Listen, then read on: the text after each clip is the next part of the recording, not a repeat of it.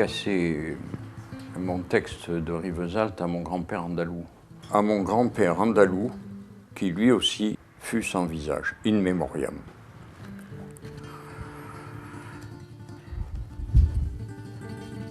Les moulins géants tournent dans le sens de l'histoire. Ils ont volé un morceau de mémoire, au moins une centaine d'hectares sur l'espace du camp, sur les 300 et quelques qui restent. Des silhouettes noires fuient. Elles marchent contre le vent en soudaine bourrasque. C'est comme une armée en déroute, où toutes les langues se disent, gens sans âge et aussi sans visage. Ils ne fuient même pas, ils marchent. Ils marchent. Ils ont marché sur les briques pilées, les dalles écrasées, les escaliers qui ne mènent à rien. Ils ont marché sous la pluie, dans le vent, passent devant les ouvertures béantes, les fenêtres sans rideaux, les toits éclatés, vont jusqu'au chemin forestier vers des horizons impossibles. Le camp a pour nom celui d'un maréchal de France, dont le nom claque. Le nom dit Joffre. Mais tous ces gens dans leur marche reçoivent toute l'indifférence du monde. Ils font une guerre pacifique à tous ceux qui ne veulent pas se souvenir. En bataillon et en haillons, escouade de pauvres gens oubliés dans la garrigue, plate et sans limite, où l'on ne voit plus les barbelés, où le Mistral et la Tramontane font pencher les hommes, les tout petits s'accrochent à des mains tendues qui ne les regardent même plus. Ils marchent. Ces fines silhouettes essayent de faire de longs pas pour suivre les enjambées d'adultes trop chargés de mémoire. Ils marchent tous dans les ruines, pendant que la chaîne des Pyrénées, avec ses neiges inaccessibles, fait miroiter un maigre soleil d'avril.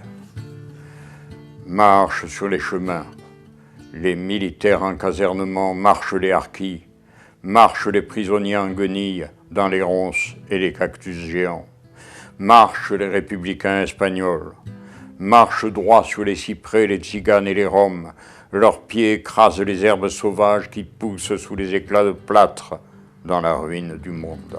J'ai écrit un livre qui avait bien marché à l'époque, puisque même encore, alors que j'ai écrit beaucoup d'autres choses, on me parle de ce livre, donc je vais l'évoquer. Ça s'appelle « Un éducateur dans les murs ». C'était un pamphlet dans une période qui était quand même plus favorable qu'aujourd'hui à des coups de gueule, où j'ai parlé du métier d'éducateur et j'ai expliqué que c'était un métier méconnu et très riche en même temps, et j'ai défendu cette profession. Donc j'ai fait tout un travail qui est beaucoup plus théorique sur l'organisation des institutions, la maladie mentale, l'éducation spécialisée et toutes ces choses-là. À un certain moment, je me suis dit, tiens, peut-être qu'il y a des choses que tu pourrais dire par la poésie que tu n'as pas pu dire par la psychologie ou par ta position de spécialiste de la question du handicap. Un hôpital psychiatrique, c'est pas un endroit pour les fous. C'est tellement évident qu'une maison de fous, c'est pas trop normal. Il y a aussi autre chose, c'est ce que j'appellerais, pour aller vite, l'exil intérieur.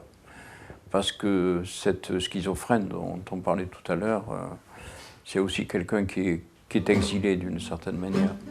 Una nit de lluna plena tramuntaven la carena lentament sense dir res. Si la lluna feia el ple també el feu la nostra pena. L'estimava ma companya, la pell bruna i l'aire greu com una mare de Déu que ha tombat a la muntanya.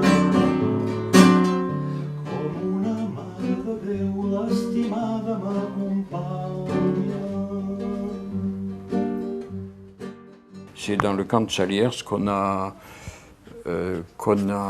filmé un film très connu qui s'appelait Le salaire de la peur.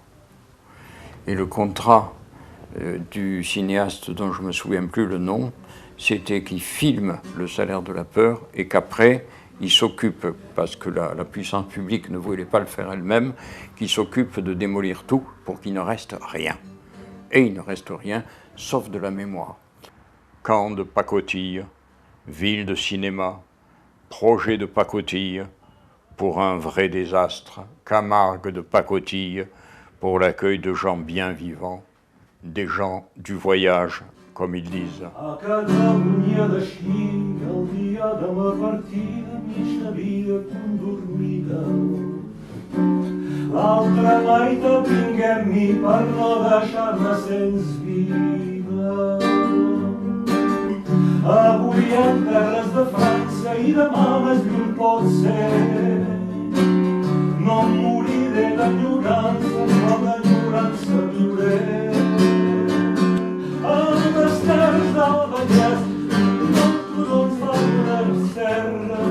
J'ai retrouvé le regard d'impuissance de cet homme de 40 ans à qui l'on avait coupé les 2 bras pour le punir d'avoir pensé. Il revenait de la guerre. C'était un soir dans la Cueva Flamenca d'Aix-en-Provence, en haut du cours Mirabeau. J'ai remarqué sa façon d'écouter les seguidillas qui lui réjouissaient l'âme, comme on se rapprocherait le soir d'un grand feu. Il venait souvent et restait silencieux. Il avait, en rentrant, jeté sa veste sur les épaules. Son regard était très doux. Je n'avais pas vu qu'il était manchot. Et je lui ai tendu la main d'un geste fraternel. Je revois son geste d'impuissance. Après un temps de silence où personne n'a parlé, le gitan a repris sa guitare et comme pour ponctuer ce moment sublime et tragique, c'est selon, il a trouvé des sons noirs qui semblaient enfouis au fond de la terre et peut-être dans les mines des Asturies. J'ai cru retrouver la nuit obscure de Jean Delacroix et le chant de Povedo. Puis j'ai pleuré comme un enfant qui ne sait plus rien. Les images d'un lieu désert, pour trouver ce monde à l'écart, cet horizon désespérément vide, il faut éviter la route d'Arles ou Sainte-Marie, chercher le petit village d'Albaron, rejoindre la route solitaire, alors les rizières et les champs de luzerne, et ce panneau dérisoire et défraîchi qui indique « Ferrade à 200 mètres et vente de saucissons de taureau ». Finalement, c'est pas si rigolo que ça.